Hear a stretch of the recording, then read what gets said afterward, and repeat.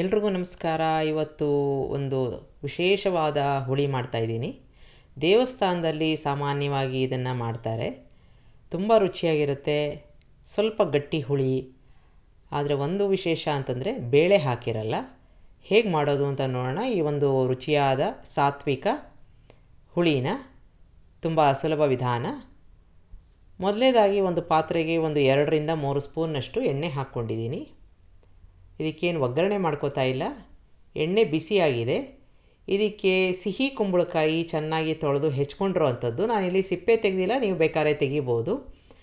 ಒಂದು 2ರಿಂದ 3 ನಿಮಿಷ ಅಥವಾ ಚೆನ್ನಾಗಿ ಬಿಸಿ ಆಗೋ ತನಕ ಇದನ್ನು ಬಾಡಿಸ್ಕೋಬೇಕು. ಅಂದರೆ ಪೂರ್ತಿಯಾಗಿ ಬಿಸಿ ಆಗಬೇಕು ಚೆನ್ನಾಗಿ. ಇದಕ್ಕೆ ಸುಮಾರು ಒಂದು ಹಿಡಿಯಷ್ಟು ಕಡಲೆಕಾಯಿ ಬೀಜ ಹಾಕ್ಕೋತಾ ಇದ್ದೀನಿ. ಸ್ವಲ್ಪ ನೀರನ್ನು ಹಾಕ್ಕೊಂಡು ಬೇಯೋಕ್ಕೆ ಬಿಡೋಣ. ಒಂದು ಅರ್ಧ ಕಪ್ನಷ್ಟು ನೀರನ್ನು ಮಾತ್ರ ಹಾಕ್ಕೊಂಡಿದ್ದೀನಿ. ಜಾಸ್ತಿ ನೀರು ಹಾಕ್ಕೊಂಡು ತುಂಬ ಮೆತ್ತಿಗೆ ಬೇಯಿಸ್ಕೊಳ್ಳೋದು ಬೇಡ. ಈಗ ಮುಚ್ಚಿ ಬೇಯೋ ಅಷ್ಟೊತ್ತಿಗೆ ನಾವು ಕೆಲವೊಂದು ಮಸಾಲೆ ಪದಾರ್ಥಗಳನ್ನ ಹುರ್ಕೊಂಬಿಡೋಣ. ಕೊತ್ತಂಬರಿ ಬೀಜ ಹಾಕ್ಕೊಂಡಿದ್ದೀನಿ, ಜೀರಿಗೆ, ಮೆಂತ್ಯ, ಕಡಲೆಬೇಳೆ, ಉದ್ದಿನಬೇಳೆ. ಅದರ ಜೊತೆಗೆ ಒಂದು ಊಟದ ಅಕ್ಕಿ ಇರುತ್ತಲ್ಲ, ಅದು 1 ಸ್ಪೂನ್ ಹಾಕ್ಕೊಂಡು ಮೀಡಿಯಮ್ ಉರಿನಲ್ಲಿ ಒಳ್ಳೆ ಪರಿಮಳ ಬರೋ ತನಕ, ಚೆನ್ನಾಗಿ ಗರ್ಗರಿ ಆಗೋ ತನಕ ಹುರ್ಕೋಬೇಕು.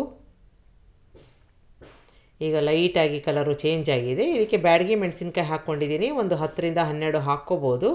ತುಂಬ ಖಾರವಾಗಿ ಬೇಡ, ಮೀಡಿಯಮ್ ಖಾರ ಇದ್ದರೆ ಸಾಕು. ಈಗ ಅದು ಗರ್ಗರಿಯಾಗಿ ಆಗಿದೆ. ಈಗ ಸ್ವಿಚ್ ಆಫ್ ಮಾಡಿಕೊಂಡು ಇರೋ ಬಿಸಿನೇ ಸಾಕು. ಕರಿಬೇವಿನ ಸೊಪ್ಪು, ಅದನ್ನು ಕೂಡ ಸ್ವಲ್ಪ ಲೈಟಾಗಿ ರೋಸ್ಟ್ ಮಾಡಿಕೊಂಡು ಕೊನೆಗೆ ಕಾಯಿ ತುರಿ ಹಾಕ್ಕೋತಾ ಇದ್ದೀನಿ.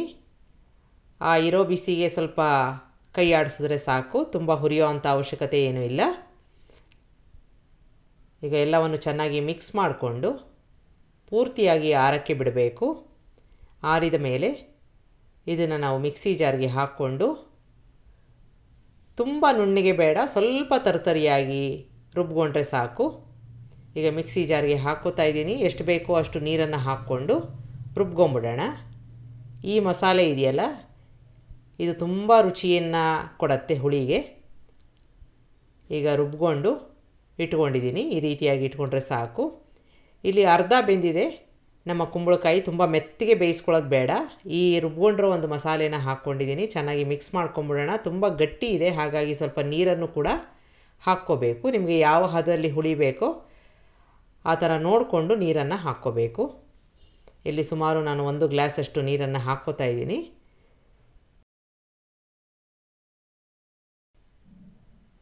ಚೆನ್ನಾಗಿ ಮಿಕ್ಸ್ ಮಾಡ್ಕೊಂಬಿಡೋಣ. ಇಷ್ಟು ಹದದಲ್ಲಿದ್ದರೆ ಸಾಕು. ಇಲ್ಲ ತುಂಬ ಗಟ್ಟಿಯಾಗಿದೆ ಅಂತಾದರೆ ಇನ್ನೂ ಒಂದು ಅರ್ಧ ಕಪ್ನಷ್ಟು ನೀರನ್ನು ಹಾಕ್ಕೋಬೋದು. ಸ್ವಲ್ಪ ಬೆಲ್ಲ, ಹುಣಸೆ ಹಣ್ಣು, ರುಚಿಗೆ ತಕ್ಕಷ್ಟು ಉಪ್ಪನ್ನು ಹಾಕ್ಕೊಂಡು ಚೆನ್ನಾಗಿ ಕುದಿಸ್ಕೋಬೇಕು. ಸುಮಾರು ಒಂದು 5ರಿಂದ 6 ನಿಮಿಷ ಕುದಿಬೇಕು. ಕುದೀತಾ ಸ್ವಲ್ಪ ಗಟ್ಟಿಯಾಗಿದೆ ಅಂತಾದರೆ ಒಂದು ಅರ್ಧ ಕಪ್ನಷ್ಟು ನೀರನ್ನು ಅಡ್ಜಸ್ಟ್ ಮಾಡ್ಕೋಬೋದು. ಈಗ ಒಂದು ಒಗ್ಗರಣೆ ಮಾಡ್ಕೋತಾ ಇದ್ದೀನಿ. ಎಣ್ಣೆ ಹಾಕ್ಕೊಂಡು ಚೆನ್ನಾಗಿ ಕಾದ ನಂತರ ಸಾಸಿವೆ, ಇಂಗನ್ನು ಹಾಕ್ಕೊಂಡು, ಬೇಕಾದರೆ ನೀವು ಒಣಮೆಣಸಿನ್ಕಾಯಿ ಹಾಕ್ಕೋಬೋದು, ಕರಿಬೇವಿನ ಸೊಪ್ಪು ಹಾಕ್ಕೋಬೋದು.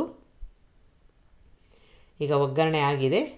ಇದನ್ನು ಕುದೀತಾ ಇರೋ ಒಂದು ಹುಳಿಗೆ ಹಾಕ್ಕೊಂಡು ಮಿಕ್ಸ್ ಮಾಡಿ ಸರ್ವ್ ಮಾಡ್ಕೋಬೋದು. ಈಗ ಚೆನ್ನಾಗಿ ಕುದ್ದಿದೆ. ಸುಮಾರು ಒಂದು 5ರಿಂದ 6 ನಿಮಿಷ. ಹೋಳುಗಳು ತುಂಬ ಮೆತ್ತಗಾಗಿಲ್ಲ, ಅದೇ ರೀತಿಯಾಗಿ ಇದೆ. ಹಾಗಾಗಿ ನೋಡಿಕೊಂಡು ಬೇಯಿಸ್ಕೋಬೇಕು. ಈಗ ನಮ್ಮ ಹುಳಿ ತುಂಬ ರುಚಿಕರವಾದ ಒಂದು ಹುಳಿ ರೆಡಿಯಾಗಿದೆ. ಅನ್ನದ ಜೊತೆಗೆ ಸರ್ವ್ ಮಾಡ್ಬೋದು. ನಿಮಗೆ ರೆಸಿಪಿ ಇಷ್ಟ ಆದಲ್ಲಿ ಲೈಕ್ ಮಾಡಿ, ಶೇರ್ ಮಾಡಿ, ಕಮೆಂಟ್ ಮಾಡಿ. ನಮಸ್ಕಾರ.